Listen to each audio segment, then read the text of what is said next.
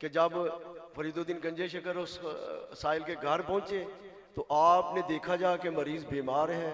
उन्होंने कहा कि लाओ पानी, पानी मंगाया, उस पर सूरह फातिहा शरीफ तलावत की, सूरत अखलास पढ़ी, पानी पे दम किया और उन्हें कहा कि इसको पिलाएं। उन्हें पिलाया तो साहिल को आराम मिला, बिल्कुल वो सेहत अल्लाह ने उन्हें ता फरमाई। फिर उनके साथ बच्चे थे, उन्होंने कहा कि ये तो काम बहुत आसान है, ये हम कर सकते हैं। हज़रत साहब ने सूरह फातिहा शरीफ तो पढ़ी है, सूरत अखलास पढ़ी है। ऐसे ही किया।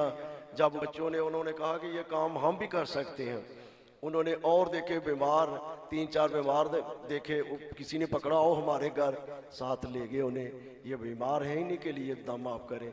बेटे ने, वो बच्चों ने सूरह फातिहा शरीफ पढ़ी, अखलास पढ़ी, एक दम किया, 2 किए, 3 दम किए, लेकिन उसको राम ना मिला। जब राम ना मिला, फिर वही बच्चे हजरत साहिब के बाद फरीदुद्दीन गंजे शकर